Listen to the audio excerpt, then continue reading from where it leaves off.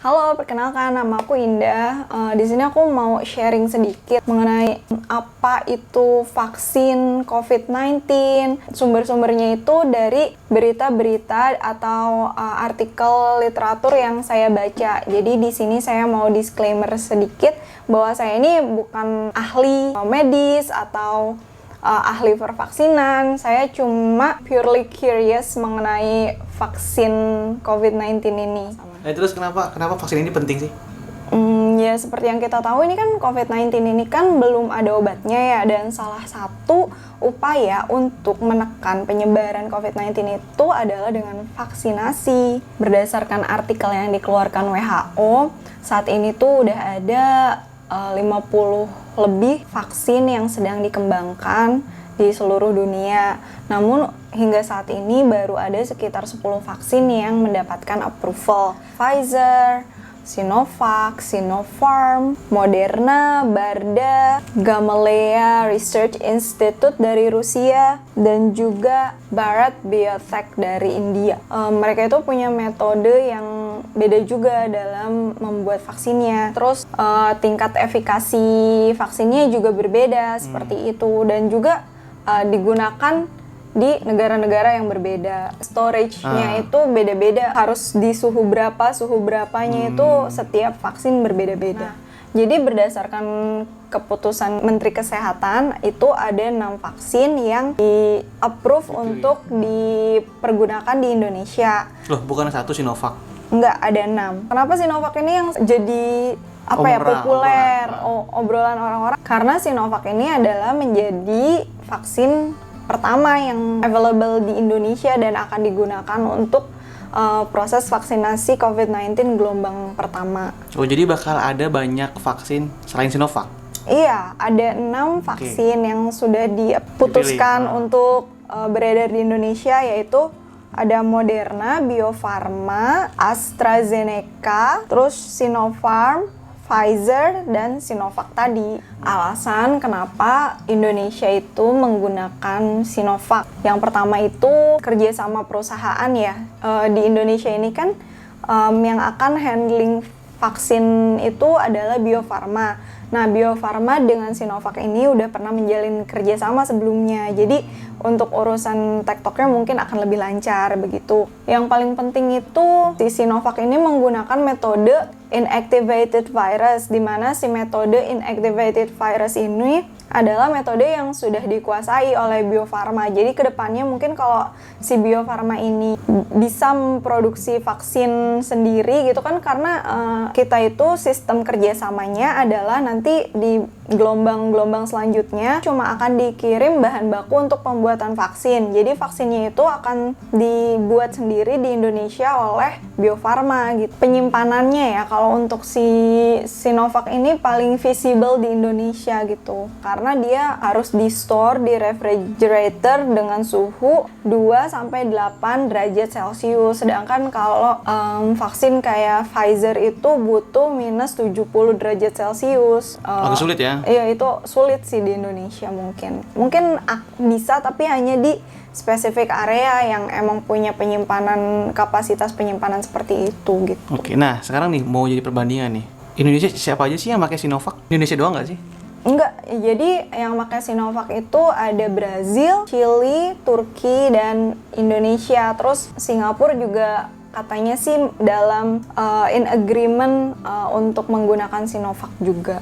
Jadi nggak usah khawatir lah, negara lain juga banyak ya? Iya. Negara maju tuh kayak Amerika, Jerman pakainya apa? Jerman pakainya Pfizer. Kalau si Pfizer itu yang dipakai di negara-negara maju, dia punya efikasi yang tinggi, sampai 95% padahal. Kan di Indonesia Sinovac tuh efikasinya berapa sih?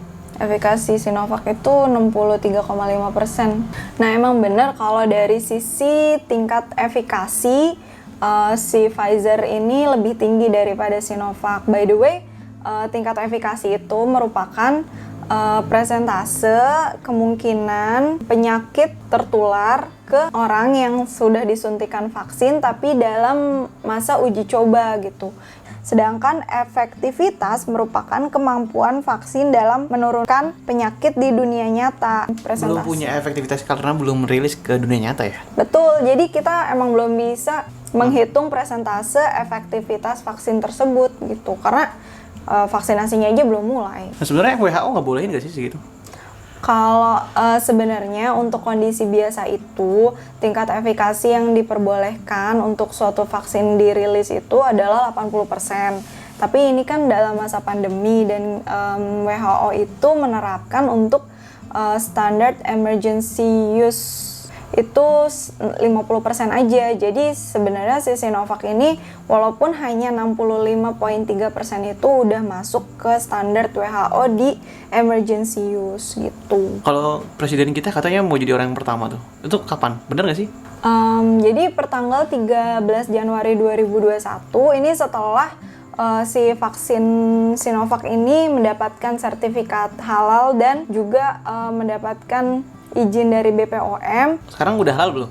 Udah, sekarang udah halalan toiban dan juga sudah mendapatkan persetujuan dari BPOM untuk dilakukan vaksinasi Sinovac ini setelah melalui proses halal dan BPOM itu. Jadi kalau buat yang muslim gak usah khawatir lah ya? Nggak usah khawatir karena MUI-nya sendiri sudah bilang kalau si vaksin dari Sinovac ini halal, suci, dan halalan dan toiban itu. Mungkin nanti selanjutnya kalau misalnya ada vaksin-vaksin COVID-19 lain yang berdatangan juga pastinya akan dites, diuji kehalalannya di MUI. Cuman yang gitu. khawatir kenapa tesnya harus besok ya? Emang kenapa? Tanggal 13.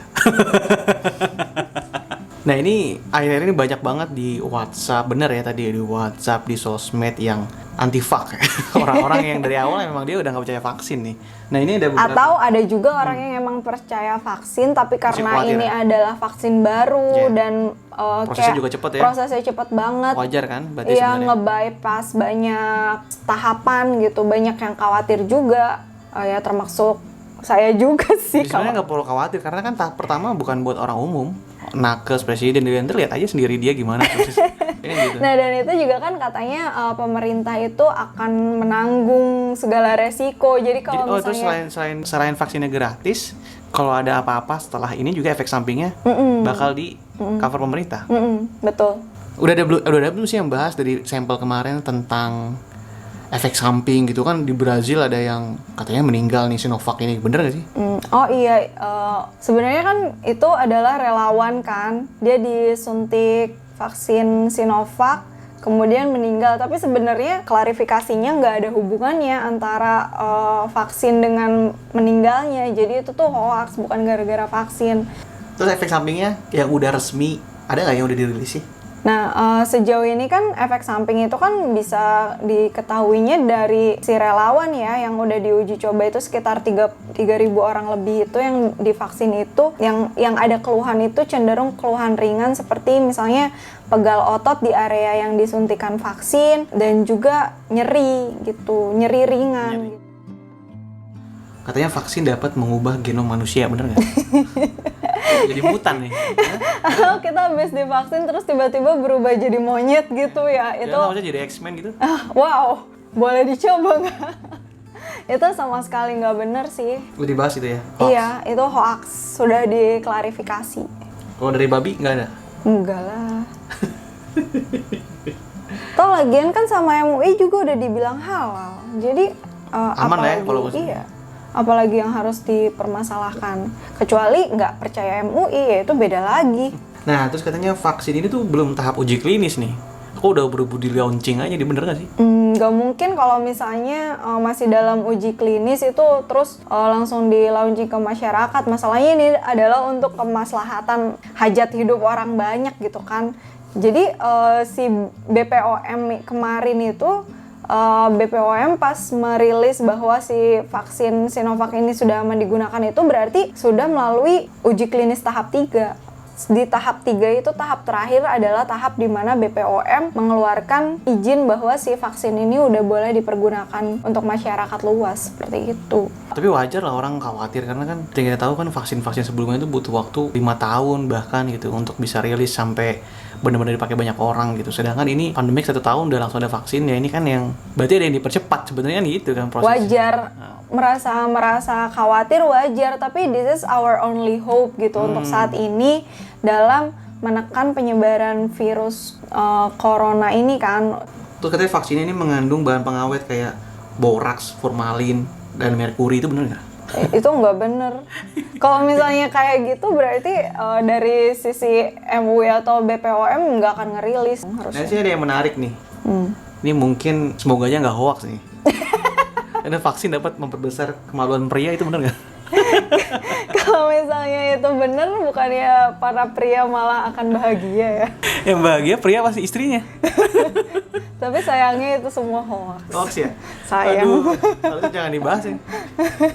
Nah, di Indonesia sendiri sebenarnya vaksin COVID-19 ini sifatnya wajib nggak sih? Apa sunnah? Apa pilihan? Jadi vaksin COVID-19 ini wajib bagi mereka yang sudah mendapatkan SMS panggilan negara. Kapan kita tahu kita bisa divaksin itu? Kita akan mendapatkan SMS dari pemerintah dan nantinya harus mengisi data diri gitu. Oke, ini emang benar ya, tapi ada baca berita ya katanya bagi mereka yang menerima SMS itu wajib ikut vaksin dan tidak boleh menolak. Panggilan negara gitu wajib. Terus juga kita kan sebenarnya kayak punya beban moral gitu. Kalau aku pribadi ya, aku pasti akan ikut divaksin sih, karena yang pertama selain kayak mengamankan diri dan juga mengamankan orang-orang di sekitar kita yang enggak Rentan bisa, yang rentan, yang vaksin untuk bisa sukses.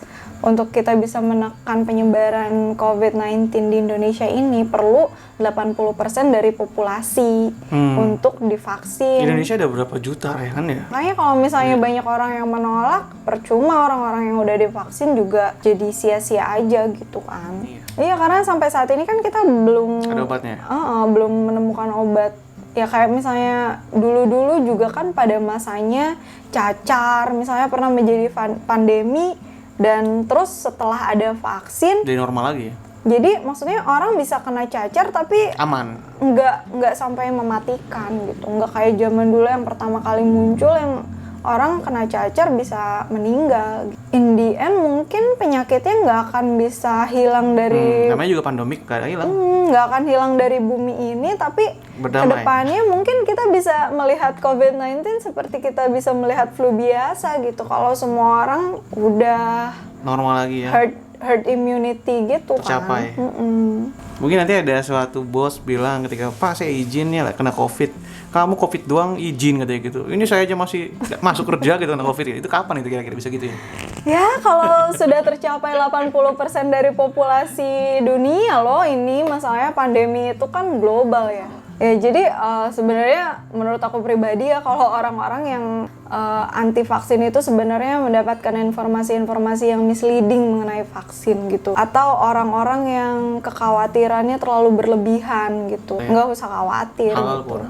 Halal pula, dari MUI dan BPOM udah approve gitu. Jadi kesempatan kita untuk berkontribusi terhadap kesehatan dunia nih. Iya dong. Kapan lagi ya? Iya, jangan jadi orang yang selfish lah.